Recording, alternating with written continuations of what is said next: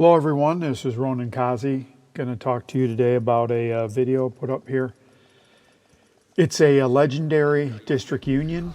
I'm playing on my main with my skill build. I jumped in, they'd already finished the first part of DCU where they're getting into the arena.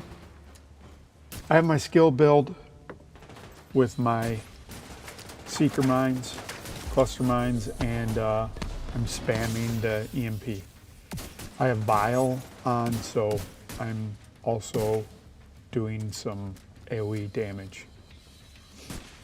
So a lot of people come into legendaries and you can tell that they haven't been in a legendary because they have less than 1,000 watch score and they're gonna run to the front. They don't take cover. And in legendaries, you can go pretty far if you just kind of stay back and kind of get the lay of the land. You got to press the enemy a little bit. You have to put pressure on them.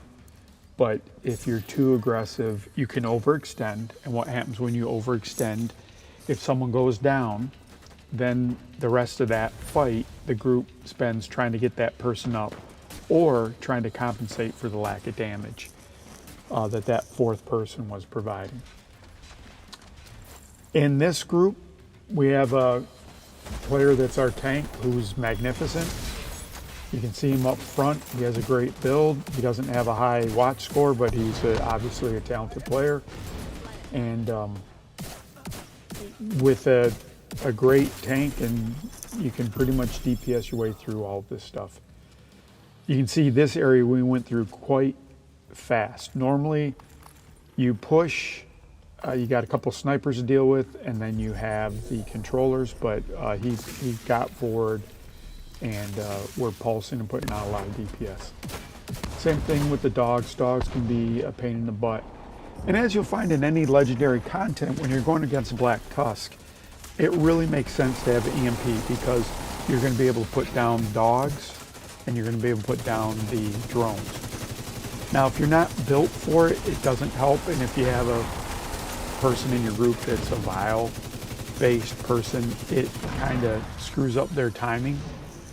So you may have to change your build to accommodate, what people you have in the group. I was lucky enough to get in this group, and they're just really great working together. We're going on to the next phase here. And this is a really straightforward, you have one wave of normal people, second wave of dogs, and then a third wave of, more troops. And again, you can see the tank moving up forward, and he seems to have no problem doing anything.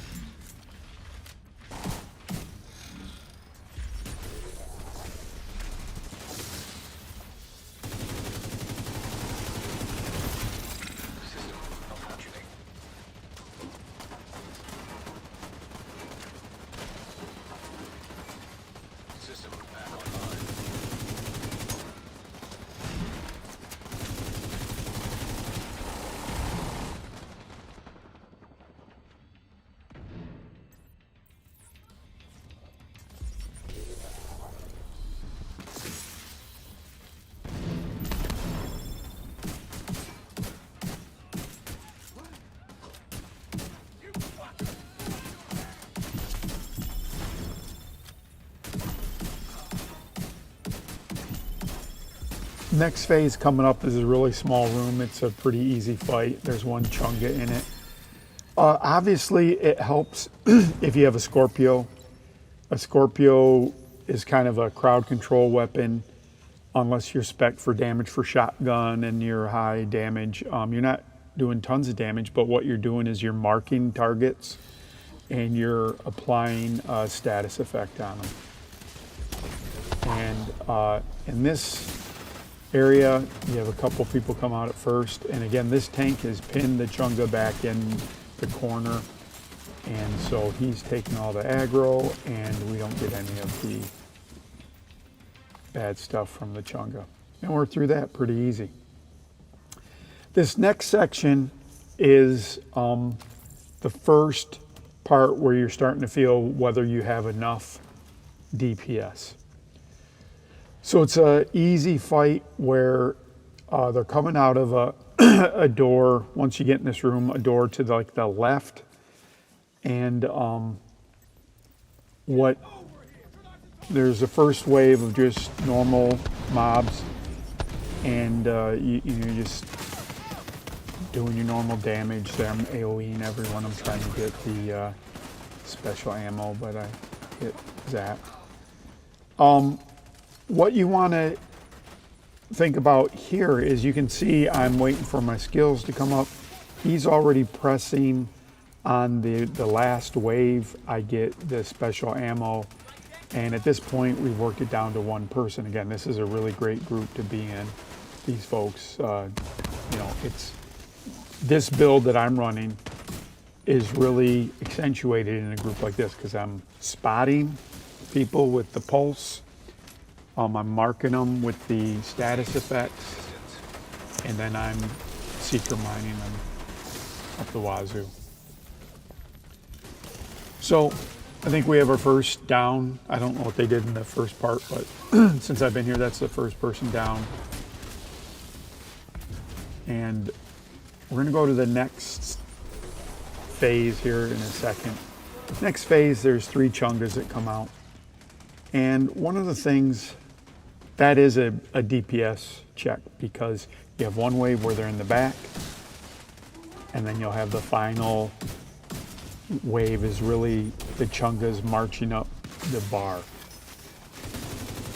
Here we're knocking this guy out. Here's the final part of it. And there's my dog chasing the cats.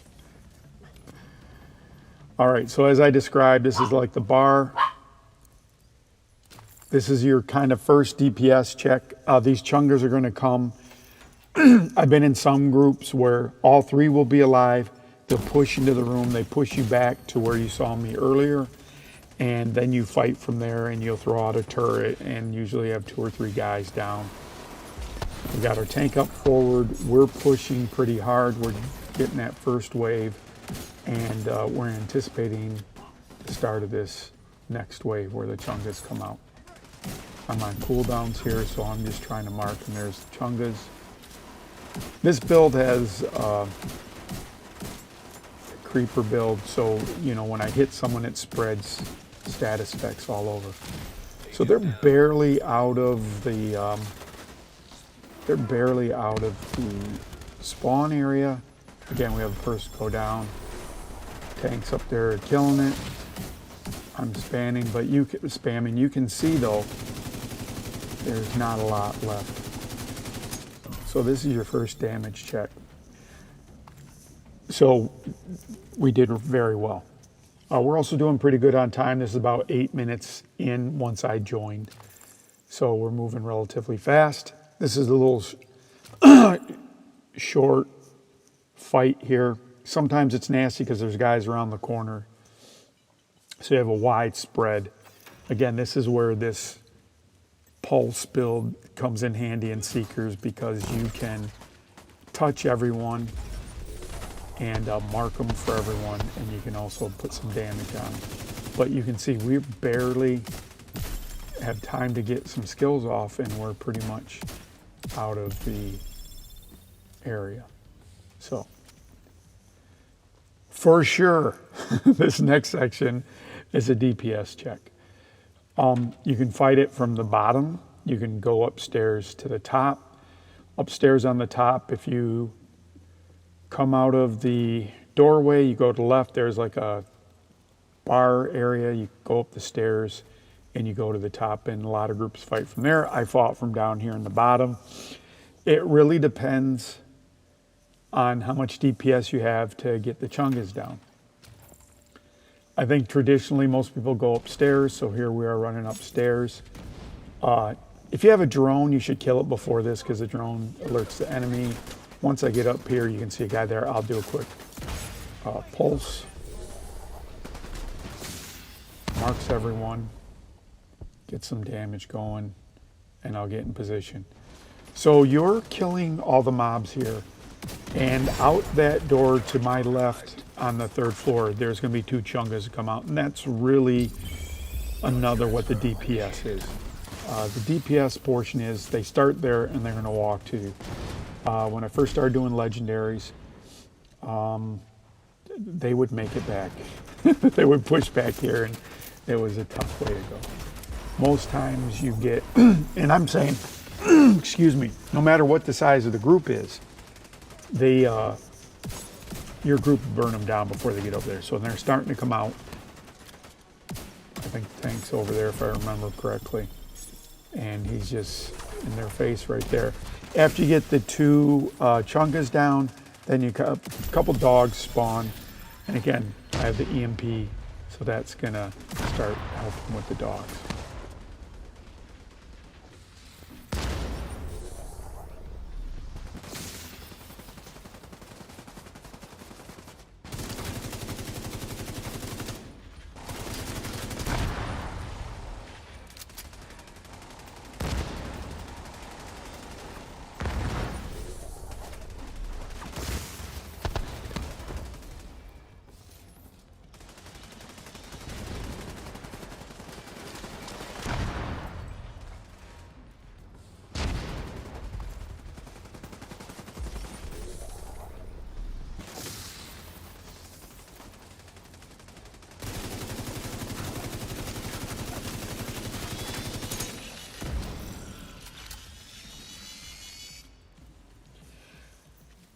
Okay, so as you're getting ready to go to this next area, they're going to push immediately. As soon as you make yourself known to the enemy, they're going to push. So if I have a turret, I usually throw it out in front of this doorway, but I'm going to mark everyone first, get the damage going, throw out the seekers, and then, again, with this tank, we're playing up forward, but I've been in a lot of groups where we fall back to that room that we came out of, and you know, you'll have those rushers come in and you take care of them that way. But with this group, we can play very forward. I didn't check out what the tank's build is. It looks like it's a Heartbreaker that he stacks up when he gets there.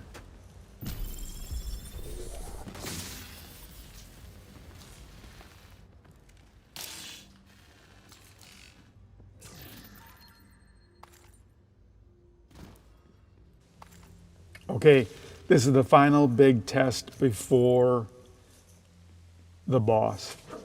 And this is another kind of DPS check, although you can always come back into this room. Part of this glass the enemy can shoot through, the other part you can shoot through. I think you can shoot through. This can be tough at times because there's controllers that come out of the back right. So normally what I do, not in this case, but normally if I have a turret, I will put the turret up on those barrels to the right and go ahead and let that suppress the controllers. I usually move forward to do my pulse so I can reach the whole area, and eventually I'll get pushed back. But again, we have a tank that's, you know, spectacular, and he's up there pushing, so I can play a lot further forward, and you can see this guy gets back through us, leaks through the other side as the tank pushes them through. On the right side, they naturally move to the left.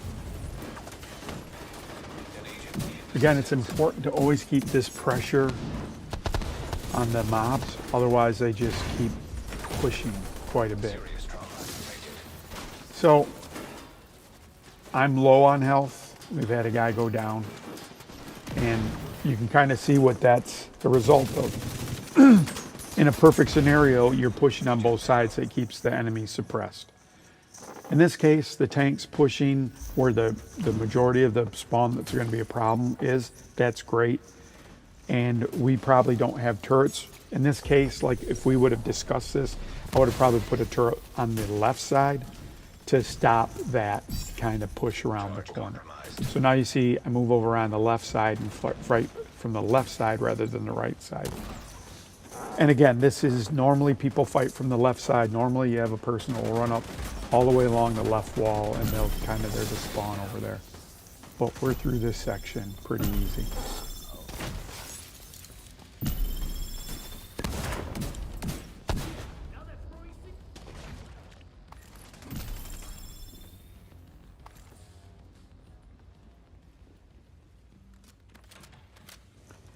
All right, this is the last section before the boss.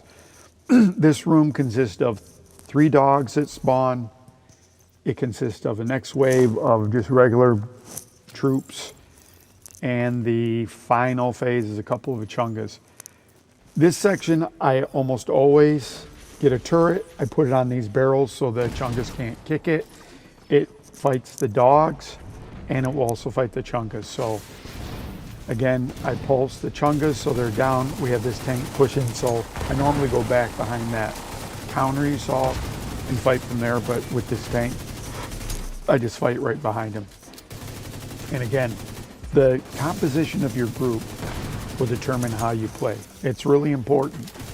I have some builds on this that are way more DPS, but they're single target DPS. There's not as much marking, but if I'm in a group that doesn't have DPS, I have to DPS. I have a tank build. If we don't, if we don't have a tank, let's say we have all DPSs, and we need someone to pick people up, I'll go to my tank build. I'm a little more tankier. I'm not tanky like this guy, but I can stay alive for a little bit. So we make short work of this, and you can imagine what we're going to do to that boss level.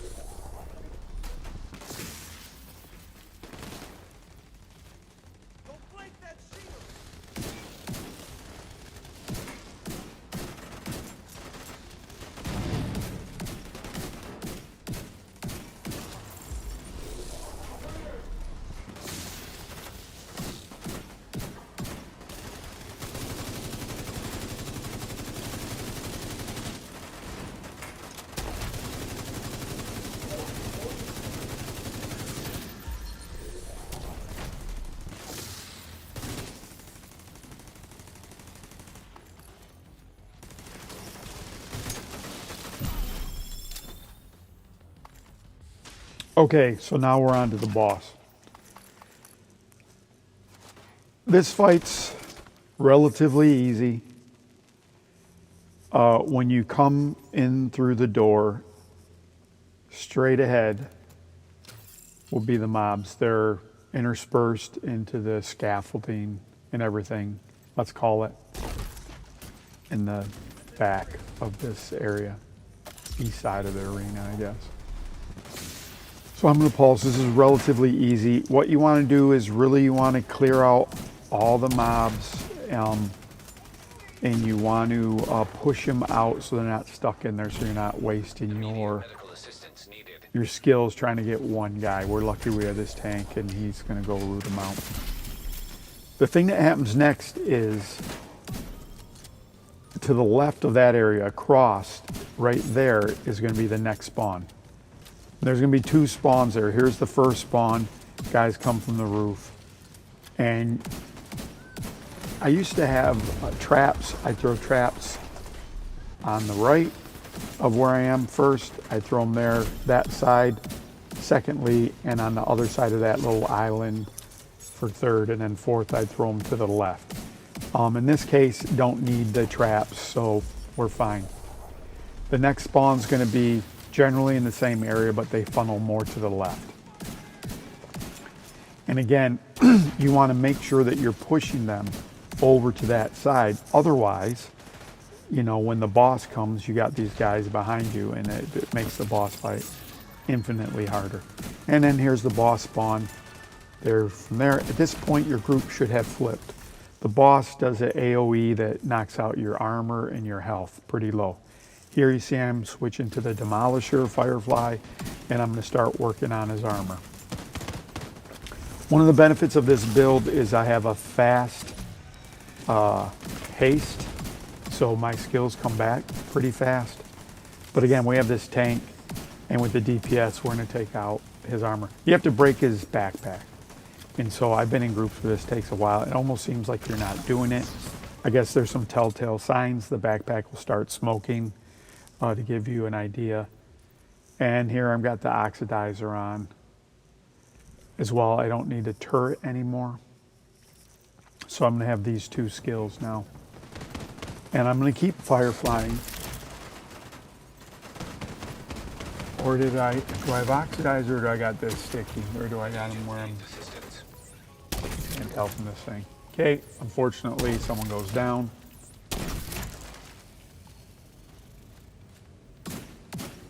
There you saw his AoE. Firefly.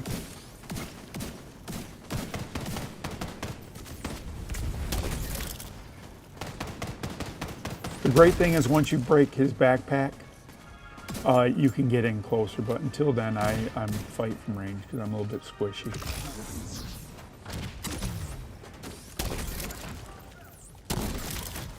I guess that's not an oxidizer, that's a sticky. So we've broken his armor at this point, so now it's just a matter of knocking him down. Sometimes your group may break the armor and then he's still not going down fast enough, so then you'd switch back. I might switch back to a turret and more DPS kind of skills. But in this case, the group's pretty fast. And so I just keep trying to apply some crowd control and do the, at this point, the Demolisher is superfluous, but it'd probably take longer to switch out for the value that we get. So I hope you enjoyed this run through this legendary. This is on my main build. I ran through it later that day on my other account with guy has the same build, but it's a lot smaller. And we got here, we wiped 3 times on this part, and we got him on the final attempt. Well, not the final attempt, but on the 4th attempt. Just some of it was the mechanics. It is obviously all season guys playing very well. Thanks again for watching. I hope to have you guys watch another video soon. Thanks, bye.